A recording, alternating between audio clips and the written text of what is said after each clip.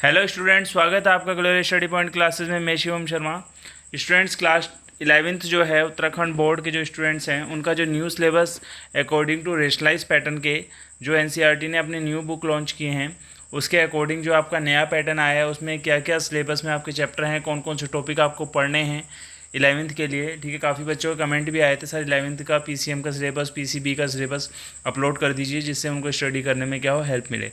तो आज के इस वीडियो में हम डिस्कस करेंगे फिज़िक्स के सारे टॉपिक्स कि कितने नंबर के आपके कौन कौन से चैप्टर आएंगे, किस चैप्टर से कितना पूछा जाने वाला है, कौन सी यूनिट आपको कितने मार्क्स दे सकती है, कितने नंबर का प्रैक्टिकल, कितने नंबर का थ्योरेटिकल पोर्शन रहेगा और किन चैप्टरों पे आपको पहले फोकस रखना है जिससे आपको 11th में अच्छा स्कोर बन सके। तो आइए वीडियो को स्टार्ट कर लेते हैं। चैनल पर नहीं है तो चैनल को सब्सक्राइब जरूर कर लेना और बेल आइकन को प्रेस कर लेना ताकि आपको इस तरीके का अपडेट मिलता रहे। तो आइए वीडियो को स्टार्ट करते हैं। सबसे पहले आपको यहाँ वेटेज मार्क इनके दिखा देता हूँ कि मैक्सिमम मार्क्स इस चैप्टर से आपको किस यूनिट से कितने मिलने वाले हैं जिसमें आप अच्छा स्कोर कर सकते हैं। तो सबसे पहले आप यहाँ देखेंगे क्लास 11th का ये सिलेबस है उत्तराखंड बोर्ड का 2023-24 में जो आपको फॉलो होना है। मैक्सिमम मार्क आपके 70 नंबर रहेंगे।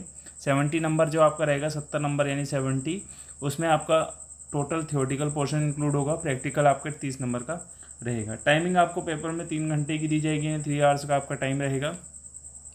यूनिट फर्स्ट आपकी जो है फिजिकल वर्ड एंड मेजरमेंट, इसके अंदर आपका एक चैप्टर इंक्लूड है यूनिट्स एंड मेजरमेंट। ठीक है, ये चैप्टर आपका इंक्लूड रहेगा। काइनेमेटिक्स जो आपकी सेकंड यूनिट है, यूनिट सेकंड यानी काइनेमेटिक्स जो है, इसमें आपका मोशन इन स्ट्रेट लाइन आएगा and motion in a plane आएगा। ठीक है, ये दो आपके चैप्टर इसके अंदर इंक्लूड रहेंगे। नेक्स्ट आप देखेंगे third unit laws of motion, जिसके अंदर आपका चैप्टर 4 लॉज ऑफ मोशन के नाम से ही इंक्लूड है।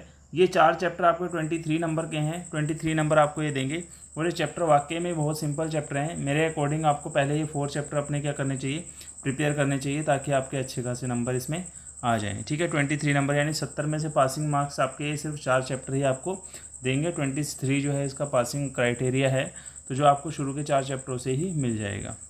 आगे हम बात करते हैं, आगे हम देखेंगे फोर्थ यूनिट की। अगर हम बात करें तो वर्क, एनर्जी एंड पावर, यही आपका चैप्टर भी है, चैप्टर 5। यूनिट 5th की अगर हम बात करें motion of system of particles and rigid body, जो आपका क्या है चैप्टर 6 है। System of particles and rotational motion नाम से जो चैप्टर आपका रहेगा। ठीक है, ये आपके 2 यूनिट्स जो आ रही हैं ये आपकी, इसमें ग्रेविटेशन भी आपका इंक्लूड है। तो ये 3 जो चैप्टर हैं आपके, ठीक है, ये आपको जो कितने नंबर देंगे 17 नंबर, और ये तीनों यूनिट आपकी 17 नंबर की है। चैप्टर सिंपल है, थोड़ा आपको इसमें थोड़ा मेहनत करना पड़ेगा। बस एक 6 वाला जो है चैप्टर है इसमें थोड़ी आपको स्टडी ज़्यादा करनी पड़ेगी। Otherwise work, energy and power and gravitation वाला चैप्टर सिंपल हैं, ईजी हैं, आप जल्दी से जल्दी कर सकते हैं। ठीक है, आगे देखेंगे आप, मेरे अकॉर्डिंग आप स्टेप बाई स्टेप चलें अभी तक, तो अभी इसमें कुछ चेंजेस करने की आपको ज़रूरत नहीं है। प्रॉपर्टीज़ ऑफ बल्क मैटर, ठीक है, बल्क मैटर वाली प्रॉपर्टी, इस चैप्टर को आप थोड़ा सा, ये जो चैप्टर 8, 9, 10 है इनको थोड़ा सा आप रोक देना। उससे पहले आप थर्मोडाइनमिक पढ़ लेना। थर्मोडाइनमिक इंपॉर्टेंट है, जो आपको काफ़ी ज़्यादा हेल्प करेगा। ठीक है, उसके बाद behaviour of perfect gases and kinetic theory of gases, ये बहुत ज़्यादा इंपॉर्टेंट चैप्टर है जो आपको पढ़ना है। ये 20 नंबर का है। अगर आप इन 2 चैप्टर को भी निपटाते हैं तो आप ये मान के चलिए कि अपने 8-9 नंबर आप अपने पक्के कर लेंगे। ठीक है, उसके बाद ऑसिलेशन एंड वेव्स, ये काफ़ी सिंपल चैप्टर हैं, इसमें आपको ज़्यादा मेहनत करने की ज़रूरत नहीं है। 10 नंबर आपके फोकट के आपको मिल जाएंगे। तो मेरे अकॉर्डिंग सबसे पहले आप इन चैप्टरों को निपटाना, बाद में चैप्टर 8, 9, 10 आप इसको निपटा सकते हैं, कोई इसमें ज़्यादा दिक्कत आपको नहीं पड़ेगी। ठीक है, तो आइए आप बात करते हैं चैप्टर में कौन कौन सी चीज़ें आपकी आने वाली हैं, कौन कौन सी नहीं। अब देखेंगे फर्स्ट आप यूनिट एंड मेजरमेंट, जो आपका फर्स्ट यूनिट का फर्स्ट चैप्टर है, जिसमें need of for measurement, measurement की आवश्यकता यानी नीड किस लिए पड़ती है, क्यों पड़ती है, इस चीज़ को आप देखेंगे। यूनिट ऑफ मेजरमेंट आपका आएगा, इसकी एसआई यूनिट्स क्या होती हैं, फंडामेंटल डिराइव यूनिट्स क्या होंगे, सिग्निफिकेंट फिगर क्या है, dimension of physical quantities and dimensional analysis and it's applications, इनके बारे में आपको पढ़ना है। ठीक है, आगे हम बात करेंगे काइनेमेटिक्स के बारे में, motion in a straight line के बारे में अगर हम बात करें तो frame of reference, motion in straight line. ठीक है, elementary concept of differentiation and integration, यानी इसमें नॉर्मली जिसके अंदर आपका क्या आ जाता है, आप ये कैलकुलस मेथड से आप ये कह सकते हैं कि first equation of motion, second equation of motion and third equation of motion को जो प्रूफ करने वाला है वो आप इसके अंदर इसको इंक्लूड कर सकते हैं। Uniform and non uniform motion क्या होता है, इंस्टेंटेनियस जो वेलोसिटी है, इंस्टेंटेनियस वेलोसिटी, इसको आप लेके चलेंगे। यूनिफॉर्म एक्सीलरेटेड मोशन जो होगा ये आपका आएगा। Velocity time and position time graph जो है इसको आपने लेके चलना है। ओनली इसमें ग्राफिकल ट्रीटमेंट दिखाना है आपको। इसमें relation of for uniformly acceleration जो है इसमें मोशन के लिए इसको आपको खाली ग्राफिकल ट्रीटमेंट दिखाना है, ग्राफिकल रिप्रेजेंटेशन देना है, अदरवाइज़ का प्रोफेशन वैसे आपको राइट करके नहीं करना है। ठीक है, चैप्टर थर्ड की अगर हम बात करें, चैप्टर थर्ड आपका आता है मोशन इन प्लेन में, जिसमें आपका स्केलर क्वांटिटी, वेक्टर क्वांटिटी आ जाती है, पोजीशन, डिस्प्लेसमेंट। ठीक है, vectors, general vectors and their notation आप इसको लेके चलें। इक्वलिटी ऑफ वेक्टर, इसमें इसका मल्टीप्लिकेशन लो आपका लगेगा, रियल नंबर वाला एडिशन लगेगा, सब्ट्रैक्शन लगेगा। ठीक है, यूनिट वेक्टर आप लिखेंगे resolution of a vector in a plane. ठीक है, जिसमें आप r=√a² + b² + ab cos theta वाला फॉर्मूला यूज़ करते हैं, वो आपका यहाँ पे आएगा। Rectangular component and scalar and vector product of vector वाला आप लेके चलेंगे। सब कॉन्सेप्ट आपको क्लियर करने हैं, काफ़ी ईजी है। प्रोजेक्टाइल मोशन आप पढ़ेंगे, प्रोजेक्टाइल मोशन काफ़ी इंपॉर्टेंट टॉपिक है, इसको स्किप नहीं करना है आपने। लॉज ऑफ मोशन की अगर हम बात करें, लॉज ऑफ मोशन में कुछ ज़्यादा कॉन्सेप्ट आपके नहीं है। न्यूटन का फर्स्ट लॉ, सेकंड लॉ आप पढ़, न्यूटन का ओनली फर्स्ट लॉ ही दे रखा है इसमें, सेकंड लॉ भी है आपका, और थर्ड लॉ ऑफ मोशन, बस इतना ही आप पढ़ लेंगे। मोमेंटम वगैरह इसी में आपका क्लियर हो जाएगा। ठीक है, इसके बाद आप देखेंगे स्टैटिक एंड काइनेटिक फ्रिक्शन आप देख लेना, law of friction and rolling का आप देख लेंगे, क्लियर है। उसके बाद आगे हम बात करेंगे वर्क एंड एनर्जी वाले की। वर्क एंड एनर्जी वाले चैप्टर में आप देखेंगे अगर कोई ऑब्जेक्ट कहीं पे वर्क कर रहा है तो उस पर जो कांस्टेंट फोर्स और वेरिएबल फोर्स काम करते हैं उसके बारे में आपको पता लगाना है। काइनेटिक एनर्जी क्या है, वर्क एनर्जी थ्योरम क्या है, इसको आप पढ़ेंगे। पावर से रिलेटेड जो कॉन्सेप्ट हैं वो आपने कंप्लीट करने हैं।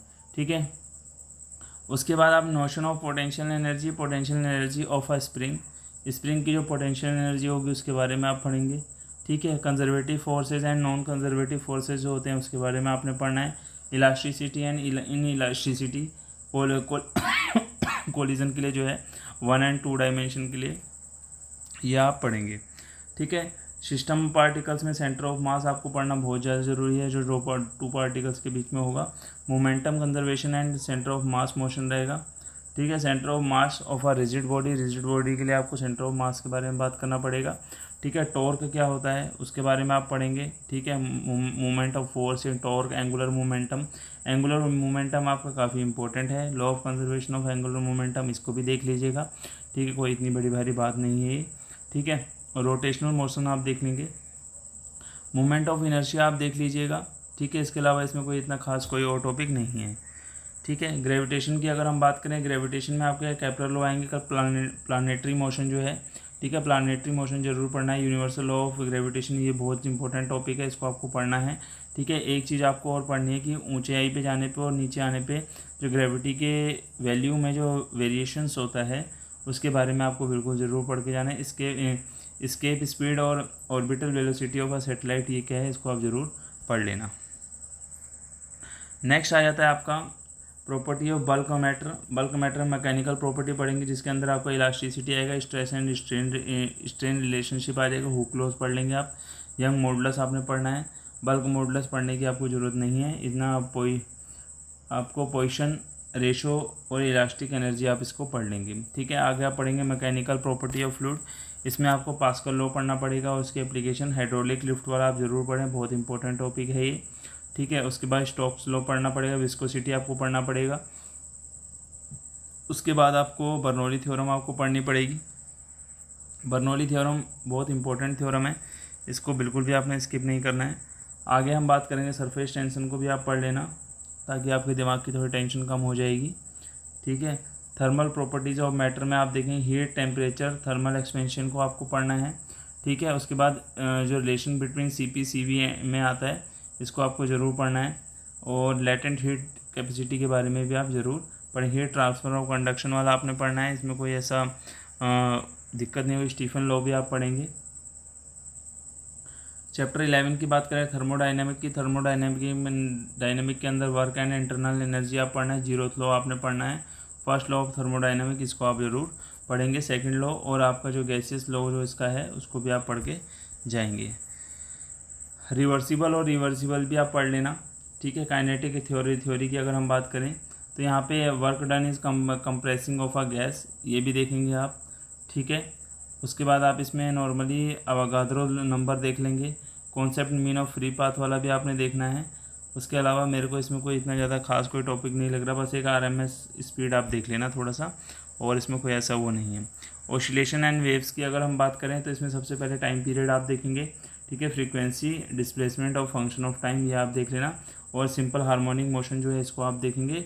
और ये जो टॉपिक है आपका restoring spring restoring force of and force constant energy in SHM यानी सिंपल हार्मोनिक फोर्स मोशन वाला, इसको आप ज़रूर देख के जाएंगे, ठीक है। उसके बाद 14 वाले में देखेंगे वेव मोशन में ट्रांसवर्स वेव आएगा आपका, और लॉन्गिट्यूडनल वेव्स आपका आ जाएगा, ठीक है। उसके बाद ट्रैवलिंग वेव और आपका डिस्प्लेसमेंट रिलेशन वाला आपको इसको पढ़ना है। उसके बाद इसमें ऐसा कोई खास इतना ज़्यादा टॉपिक आपका है नहीं, ठीक है, जिसको आपको पढ़ना पड़े। क्लियर है? तो ये था आपका जो है आपका थियोरेटिकल पोर्शन। हार्मोनिक मोशन आप देख लेना इसमें से थोड़ा सा, इसमें कोई इतना खास और आपका कोई टॉपिक है नहीं, तो इस चीज़ को आप अच्छे से देख लेंगे। आज जो है आपको फिज़िक्स का मैंने सिलेबस बता दिया है। फिज़िक्स के सिलेबस में आपको सिर्फ 11th वालों को इतना ही पढ़ना है और अच्छे से पढ़ना है। तो अगर फिर भी कोई डाउट हो तो कमेंट करके ज़रूर बताएं। मिलते हैं नेक्स्ट वीडियो के साथ, नेक्स्ट अपडेट के साथ। Thank you.